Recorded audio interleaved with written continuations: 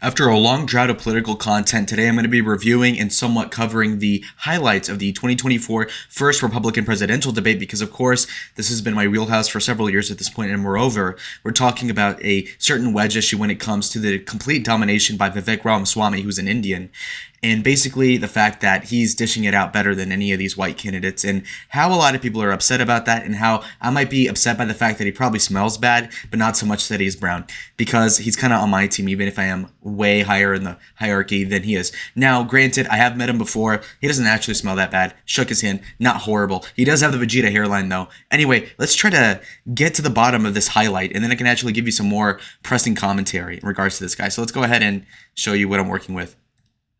Welcome to the first debate of the 2024 presidential campaign, live at Fiserv Forum in Milwaukee. This decline is not inevitable. It's a choice. We need to send Joe Biden back to his basement and reverse American decline. Joe Biden has weakened this.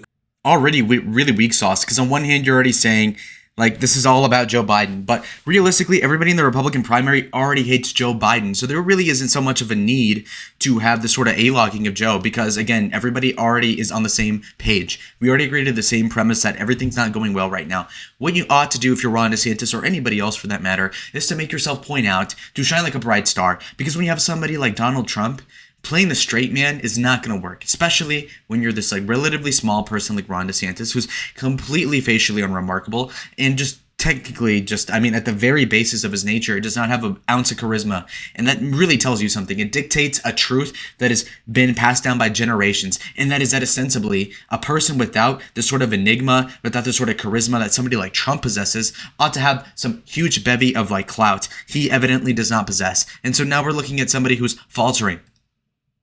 Country at home and abroad. Now is not the time for on-the-job training. We don't need to bring in a rookie. We don't need to bring in people without experience. We need to bring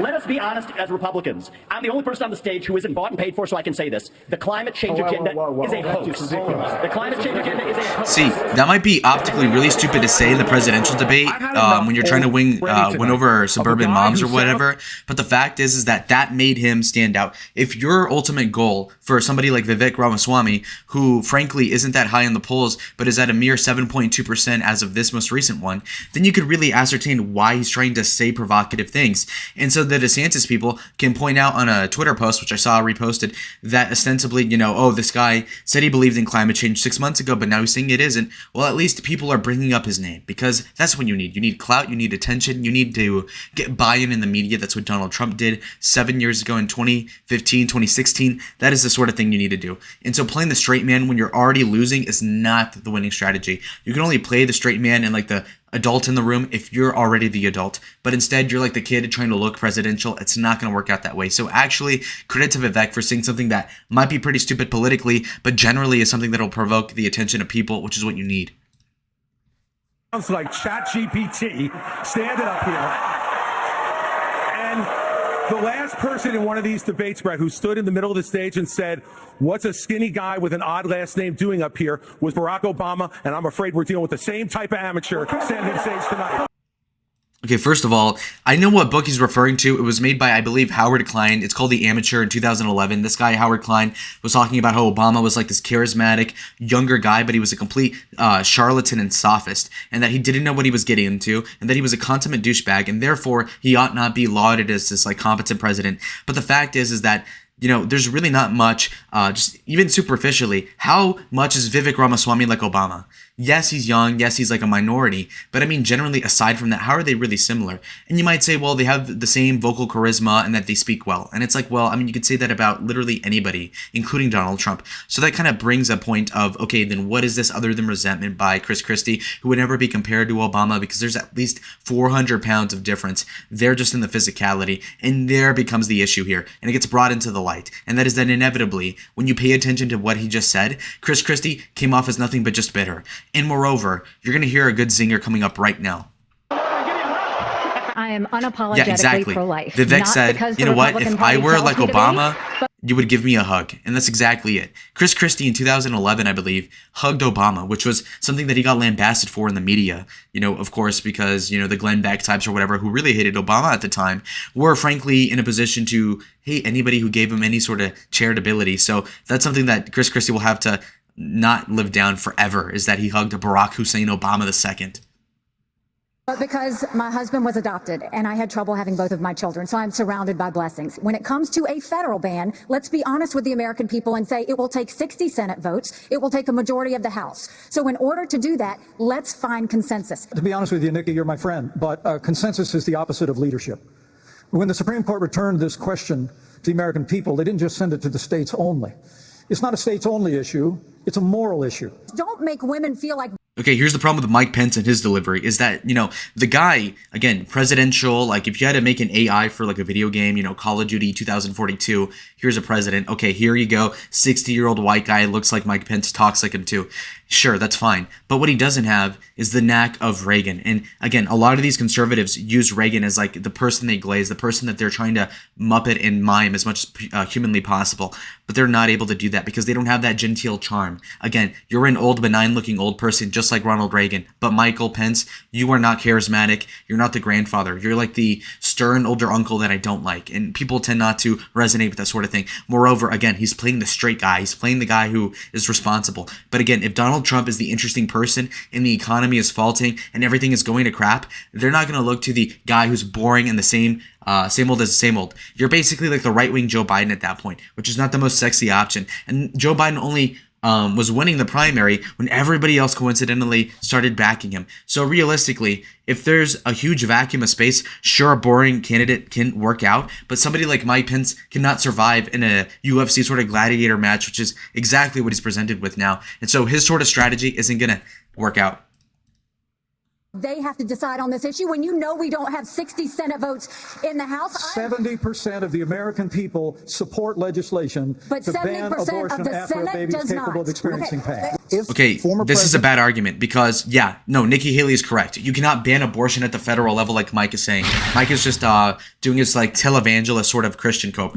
But the fact is that nobody actually cares. This sort of like by the numbers of you need so-and-so votes as if this is like a civics class, as if this is like AP US history or whatever. You just simply don't need to talk about that at the public stage because nobody honestly cares. So, oh, wow, she's right about the cloture vote or the fact that you need a filibuster override. Yeah, but nobody cares. It's boring. Let's not talk about that. President Trump is convicted in a court of law. Would you still support him as your party's choice? Please raise your hand if you would. Whether or not you believe that the criminal charges are right or wrong, the conduct is beneath the office of President of the United States. I chose the Constitution, and Again, that doesn't really check out because you're saying, Donald Trump's optics are bad, his temperament is bad, and just like viscerally, he's not good.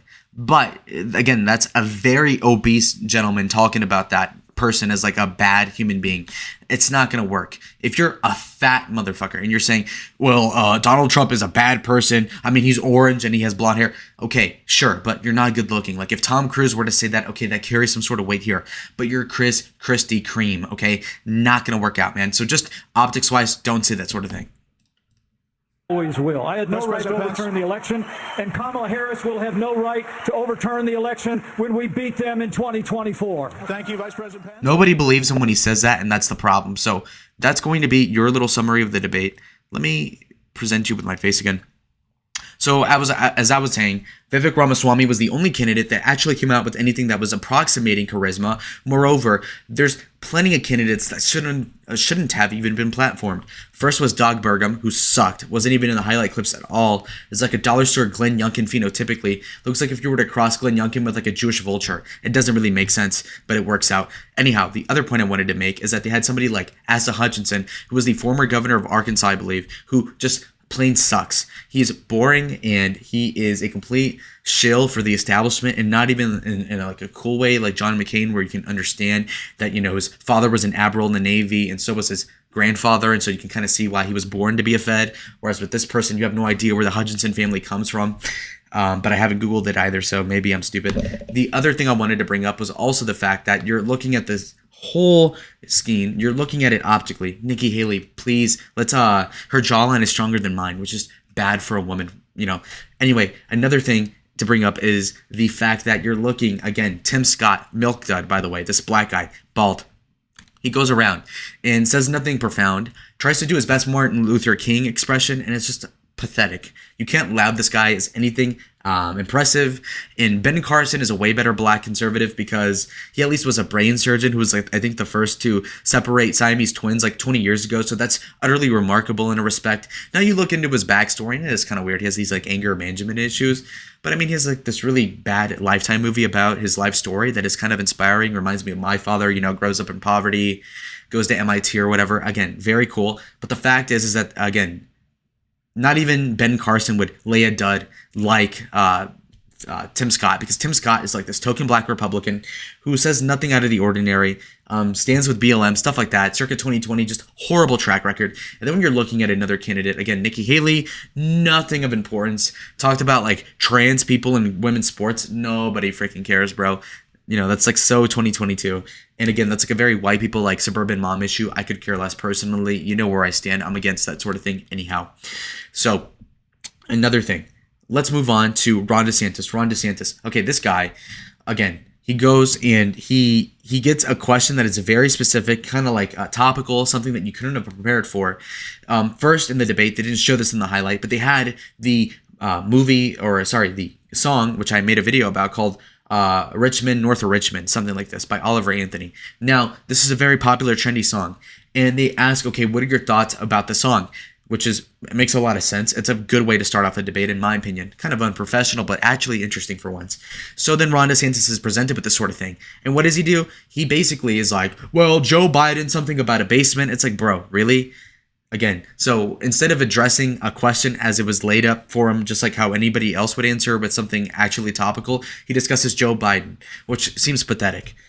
So again, the guy was decent at delivering canned sort of like stuff that he wrote down before in his notepad, but anything aside from that out of script was completely different. His confidence fell through a roof, and when he went off script, he stuttered a lot more, which is to say that the guy doesn't have a natural bone or knack for charisma, and he doesn't seem naturally extroverted, but instead has an ambition for public office, for the presidency, which precedes any sort of talent like somebody like Donald Trump would have. And so that's why somebody like Donald Trump could come in with no experience at the age of 69 and magically, with that number being said, takes the presidency and curb stomps the political dynasties on his way to the White House because he had the inborn talent prior to any sort of fame, which is why he was a magnate before he had any sort of clout in respect to politics. That's a very differentiating sort of factor between DeSantis and Trump.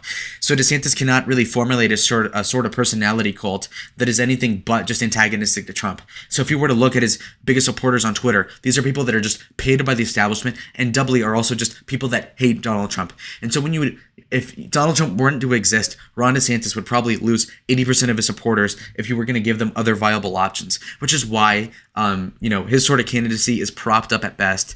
And so his like 19% polling support or whatever it is, I'll double check it right now. Ron DeSantis is at 14.3% of the vote. Mind you, 6 months ago, he was at like 35% of the polling. And that's when people said, oh, wow, he might actually overtake Trump. For 6 months straight, he's been faltering this entire time, and it's somewhat pathetic to watch.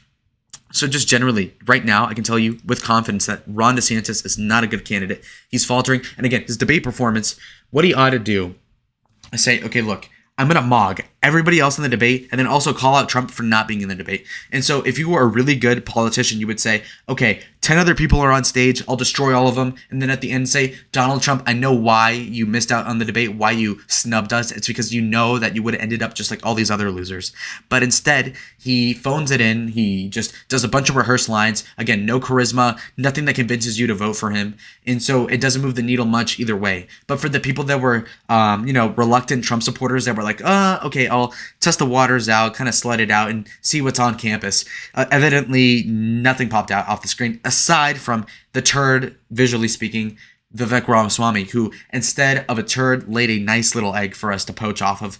Basically, Vivek was the only person that actually came up with something competent, and moreover was somebody who was able to kind of I would say basically deliver on the message. And so he was able to bring up points that other people hadn't made up until that extent, and also was antagonizing the right people, instigating fights. And that's something I really like to do, is instigate fights. And so he did that. And so he brought attention to himself, and that's why he's surging in the polls. And so credit to Vivek Ramaswamy for that. Now, people are going to make fun of him because he's Indian, because he's brown. But I mean, it's kind of the white people's fault, because a lot of white people will complain like, oh, how come a brown guy's the best choice? Aside from Trump, obviously. And it's like, well, it's up to you white people then. How about you guys step it up then, because, you want to be president? Okay, fine. But hey, if you're losing to a brown guy, then what can I say? So tough titty, many such cases, brown W. Sorry, folks. But anyways, adios.